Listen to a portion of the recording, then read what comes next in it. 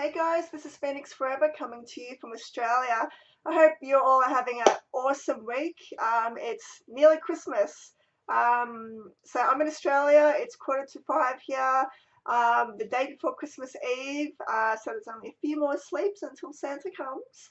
Um, and I really hope everyone is getting into the spirit of Christmas and what the holidays really mean. And for me, they mean um, family. And family doesn't mean blood family. It could be your friends or your partners or your pets, anything like that, anything that you consider as family. We get so busy during this time of year. It's a really, really hectic time of year for everyone. And you're shopping, you're trying to get around all the malls to try and get everything done quickly so you have time to get home and wrap all your presents and deal with loose ends, deal with deadlines at work, deal with finances, deal with family. And yeah, it can get really stressful and really busy for everyone. And I'm a naturally happy person, but even I get really, really stressed. And I have to admit, these last few weeks have been very stressful on me, especially with me going into surgery to get my gallbladder taken out at the last minute. And then paying medical bills and paying rent and all that sort of stuff. But that's just the way life is, and you deal with it and you move on and you smile. um, but the reason why I wanted to put up this video, and look, I'm not even sure if many people will see it, but I hope that it helps anyone who's watching this in some way or another. I wanted to talk about Christmas and how it is one of the number one causes for depression it, with anyone. Depression can hit anyone. It does not discriminate. It doesn't matter if you're rich or poor. It doesn't matter if you're healthy or sick or what stage of life you're at. Depression can hit literally anyone at any stage. And statistics show that Christmas is one of the really big triggers for depression. There's so much stress involved.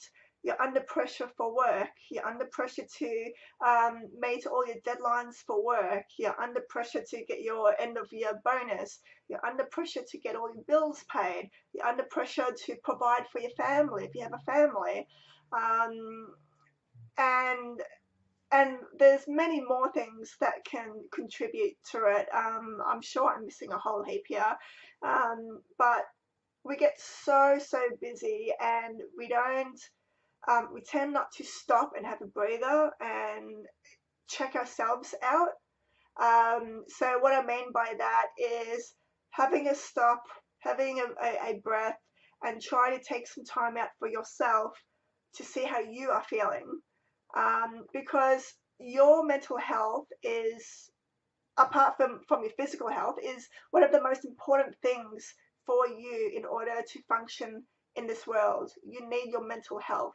And what I mean by mental health is depression, your anxiety, your stress levels, fatigue, which can be a cause from depression and anxiety.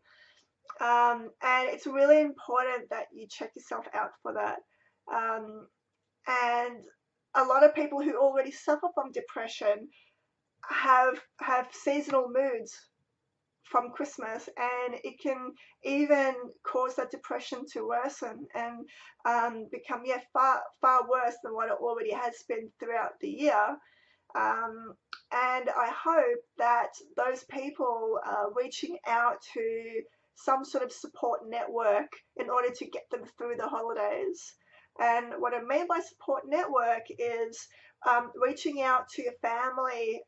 If you haven't got any family, reach out to your friends.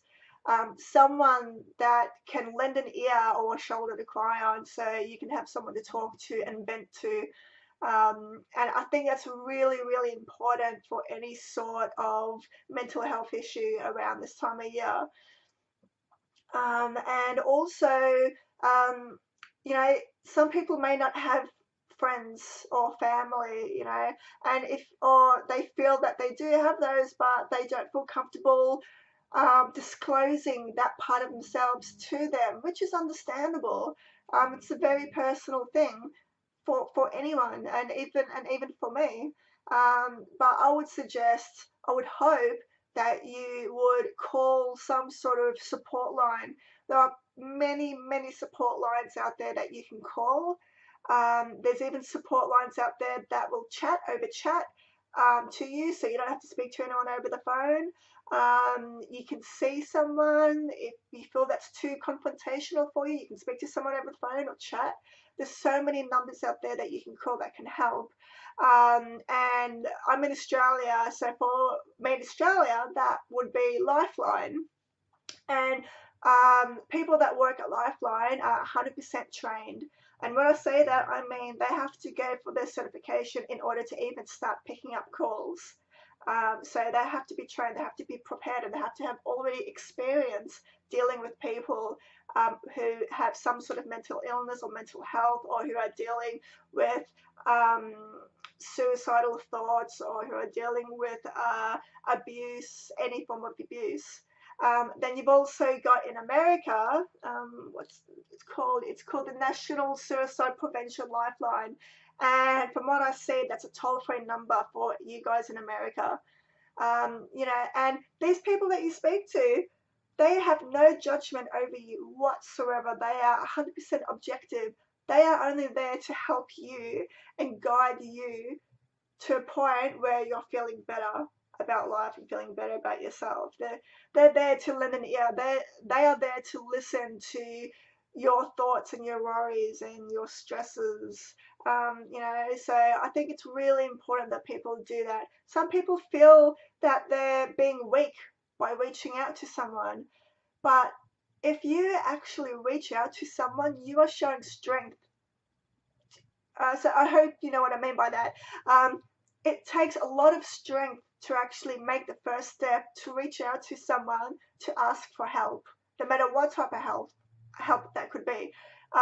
Your depression could be just minor for you, but that could make a world of difference for you. That could affect your way of living. That could affect the way you function in your day-to-day activities. That could affect the way you communicate with your family or your children. Or your depression may be severe depression and you're having suicidal thoughts. No matter what level you're at, always try and reach out to someone, because that shows your strength. And it's very easy to stay in a dark room and hide away from the world. I'm telling you, it is easy, and I've done it myself. Um, but sometimes you just have to try and find the strength. Even if it's just a little bit of strength you have, claw onto that strength, don't let it go, and use it to make the first step. Because like we're all here for each other. I would hope I'm here for you guys, and I would hope that my friends and family and you guys are there for me as well. Um, so look, I'll tell you about a quick story of what I went through when I was younger. I'm in my 30s now, so this happened when I was in my mid 20s, and I didn't realize it at the time, but I was starting to suffer from depression, and I got into some very bad habits. I secluded myself away from the world. I went to work. I was very high functioning. I was able to go to work and pay the bills. But other than that, I didn't want to speak to anyone. I didn't want to socialize. I wanted to just go to work, come home, stay indoors all night and not talk to anyone. I wouldn't answer my phone. I would make up excuses not to go out places, except if I had to do grocery shopping. People would always invite me out, but I would never accept. I would always just stay home. I would make up some sort of excuse. And that was my life for a few years. And I mean, not a few years, sorry, a few months. And I didn't realize that at the time I was suffering through depression. I was even crying to myself for no reason. Little things would just make me burst out in tears. And it wasn't until one of my friends got really concerned about me, and he asked me, he said, "Are you suffering from depression?"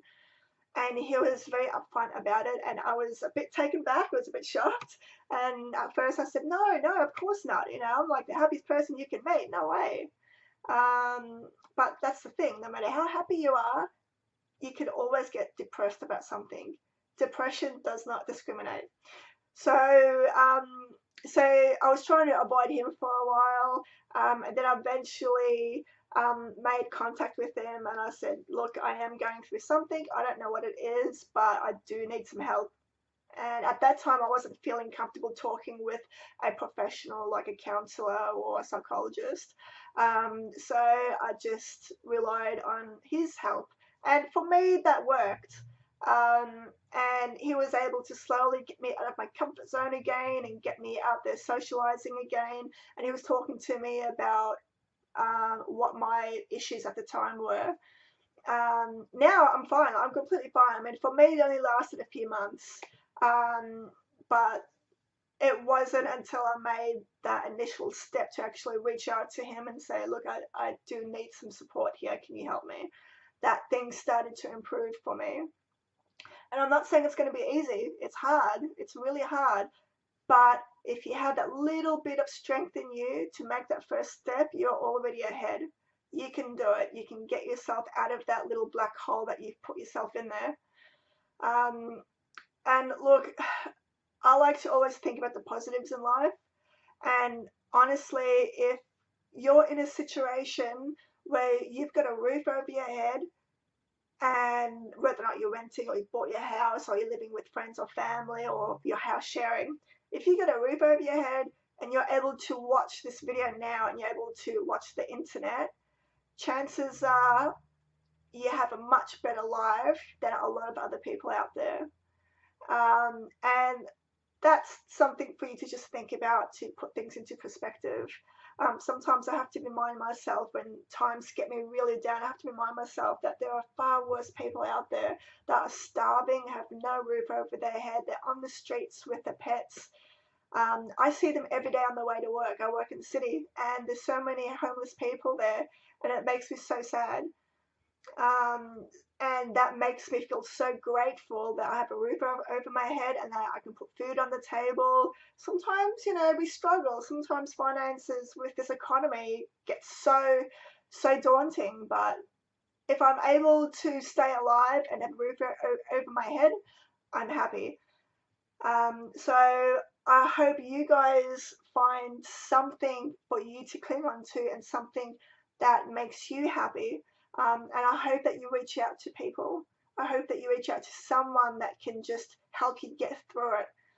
And, you guys are always welcome to contact me anytime. I've created a new email address and it's phoenixforever@hotmail.com, and I'll put that on my YouTube account and in the comments section or in the description. I'll also put links down on Lifeline websites that you can refer to.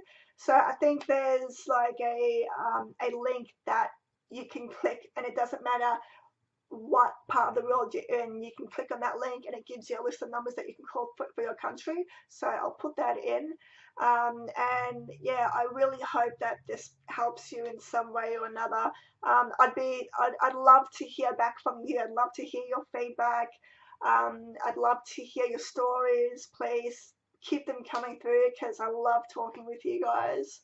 And yeah, if you have any questions or any doubts or concerns or stresses, I'm more than happy to talk to you via email about it. And you never know, it may help, it may not. I hope it will help. But yes, I will leave it at that for now.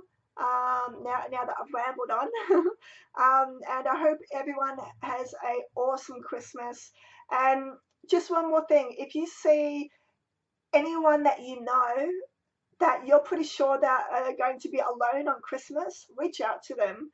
Ask them if they want to come over for Christmas. Ask them if they want to come over for drinks or come over for Christmas lunch or Christmas dinner.